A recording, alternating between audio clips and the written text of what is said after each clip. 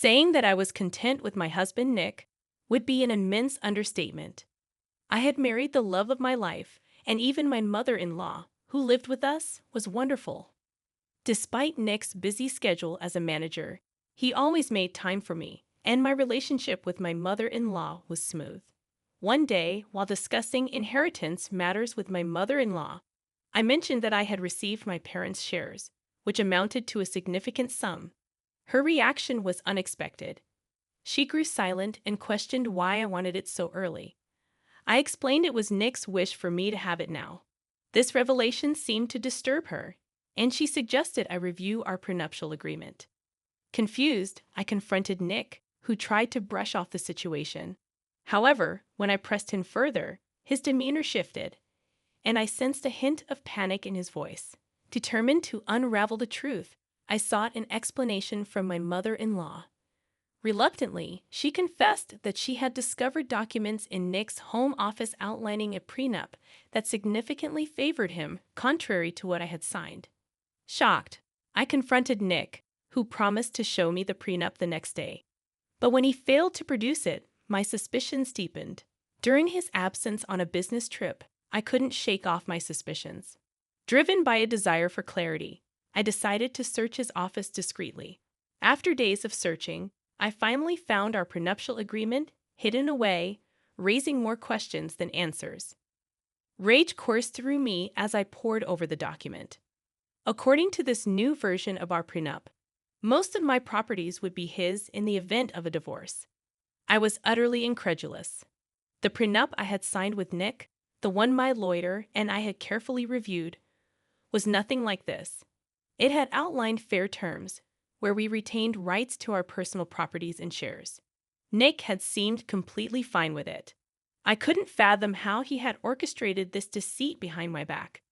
I immediately called my lawyer from back then, hoping for a solution. However, he seemed as clueless as I was, leaving me feeling utterly hopeless. Frustration and stress consumed me. Aimlessly pacing around the office, I stumbled upon a necklace in one of the drawers, unmistakably Molly's, a custom design I had gifted her for her birthday. My heart plummeted. Trying not to jump to conclusions, I called her. She explained she was visiting her parents and wouldn't be back for 2 days. I hung up and rushed to her house, my dread escalating as I saw Nick's shoes next to hers at the door. Inside, I confronted Molly, my voice laced with fury, demanding Nick to reveal himself. Both of them stood before me, guilt etched across their faces. They began to apologize, but their insincerity was palpable. My husband and my best friend desperately spun excuses, their lies struggling to find any semblance of believability. I had waited until their feeble attempts to cover up their betrayal ceased. Holding the prenuptial agreement in my trembling hands, I confronted them. I demanded an explanation from Nick, his initial shock quickly transforming into composed denial. He insisted that the document I held was the original one. Refusing to be deceived again, I stood my ground, threatening legal action against him for altering the prenup. Nick scoffed, dismissing my threats, claiming there was no proof of the fabricated version.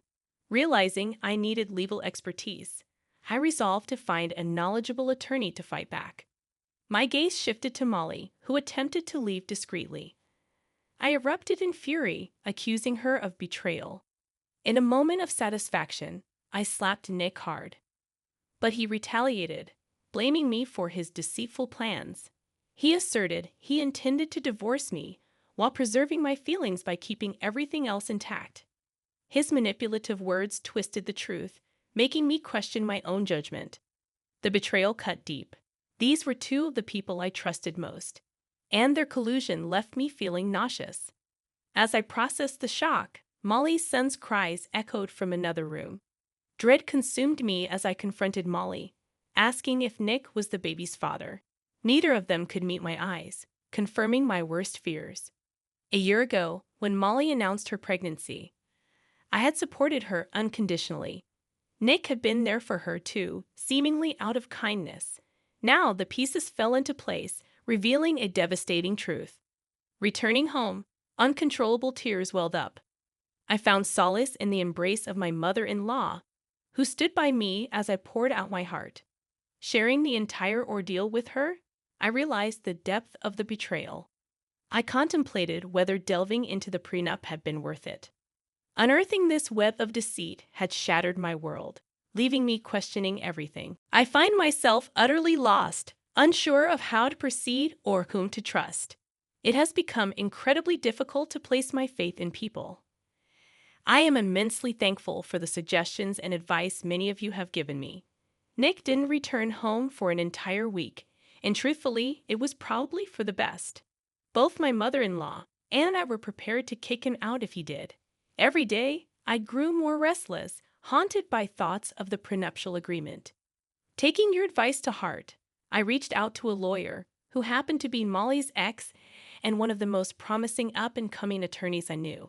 He hadn't been available when we drafted the prenup, or I certainly would have chosen him.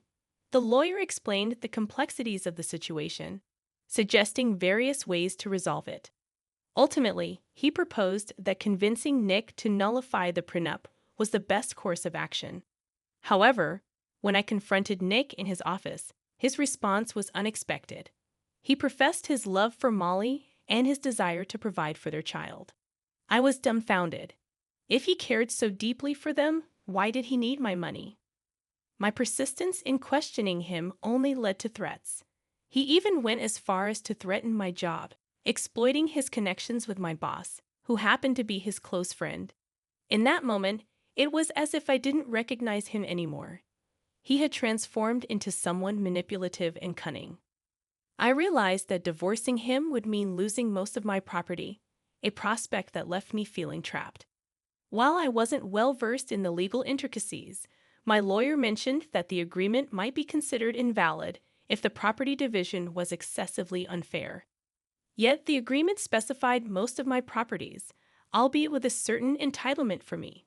Despite this, it still felt profoundly unjust, even if it might appear ordinary in a courtroom setting. For now, I chose to back down, feeling the weight of the situation pressing down on me. Several days later, I received a call from Nick's secretary requesting a meeting. We met at a cafe where she wasted no time getting to the point. Nick was involved with my boss, and he had threatened me using her as leverage. Suddenly, everything clicked into place. Her unwarranted hostility towards me finally made sense. It was incomprehensible to believe that he was juggling multiple relationships simultaneously. Fortunately, the secretary provided me with photos as evidence of their secret affair. Armed with proof, I confronted Nick immediately. His face paled, sweat beading on his forehead. He lashed out, blaming me for ruining his life. But I cut him off, threatening to show the photos to Molly unless he agreed to modify the prenuptial agreement. Faced with no other choice, he begrudgingly complied, though his fury was palpable. In the following week, we met to revise our prenup agreement. Nick seethed with anger throughout the process, his rage evident to anyone present. When Molly saw her ex with me, she seemed genuinely surprised. Clearly, she hadn't anticipated seeing him after breaking things off upon learning about her pregnancy. After the prenup was successfully modified, I wasted no time. I filed for divorce, ending the toxic relationship that had left me broken and betrayed. Thank you, everyone, for your supportive messages. I want to share an update with you all. I've purchased an apartment and regained ownership of all my properties. The alimony was eliminated, a decision we both agreed upon. Most importantly, I've finally separated from Nick, and it feels liberating. He was involved with Molly for a while, but their relationship soared after she discovered him with my boss. In the aftermath, I resigned from my job and found a better position at a different company. On a personal note, I've started a relationship with my lawyer, Molly, and things are going quite well. It seems that karma works its magic after all.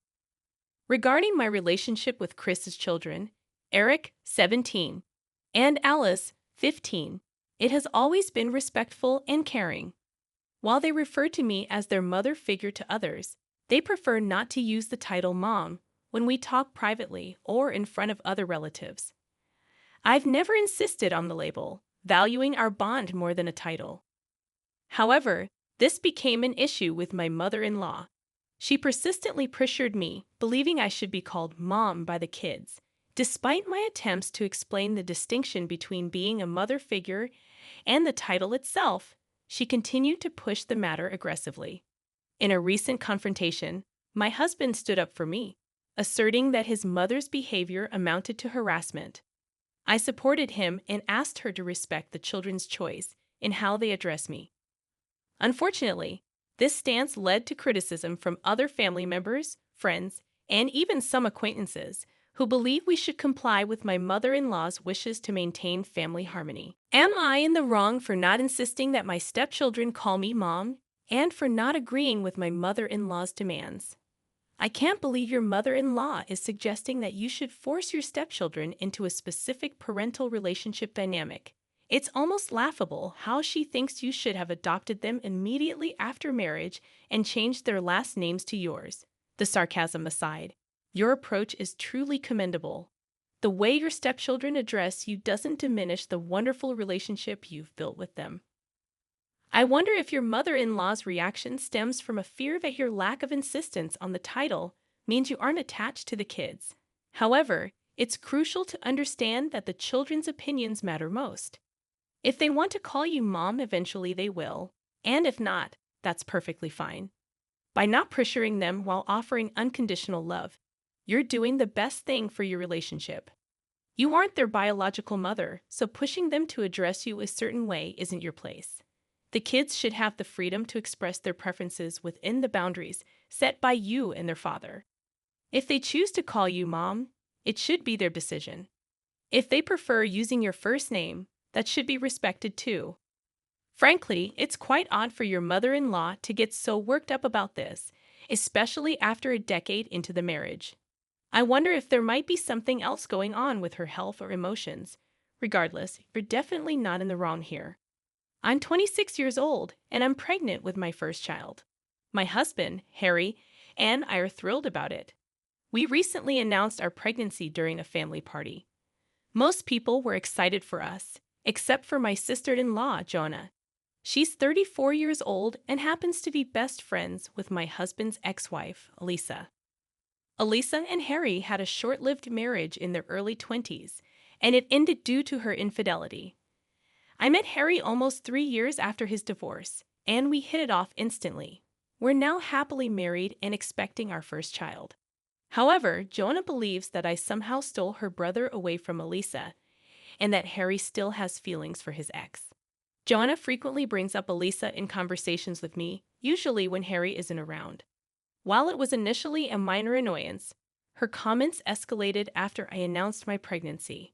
She started suggesting that I should name our baby Elisa if it's a girl, which really bothered me.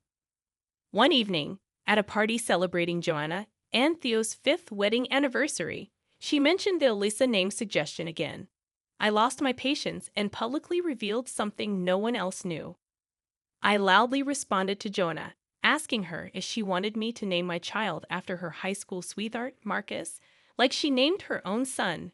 Everyone at the party was shocked, including her husband, Theo, who looked stunned. I felt bad about hurting him, but I couldn't tolerate Joanna anymore. Harry and I left the party immediately without waiting to see the aftermath. I felt awful afterward, especially when Harry supported me, as he felt I did the right thing. However, his mother called and criticized me for my outburst, saying that I should apologize to Joanna and claim it was a joke. I was already upset with Jonah's comments, and Harry's mother's call made things worse. I declined to apologize and told her to pay attention to what her daughter says to others instead. She also called Harry, and they argued about the situation. She insisted she wouldn't see Harry unless we apologized to Joanna and Theo.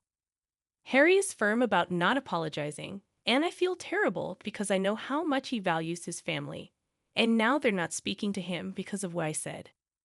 I might have overreacted a little, and maybe I should just apologize and get this over with before it goes any further. What if Theo leaves Jonah? Did I ruin their marriage? Should I apologize, or am I right here? I really don't know what I'm supposed to do. I don't want to see Harry upset, but I also don't think Joanna deserves my apology. Am I the a-hole here? They're getting a divorce now. Apparently, since I refused to back down from what I said, John had to come clean about what had happened, as Theo wouldn't drop it. Harry's mother called us to let us know that this was all our fault and that we had ruined Jonah's life. I'm not sure how it's my fault, since I was not the one who named her son after her high school ex. But sure, whatever.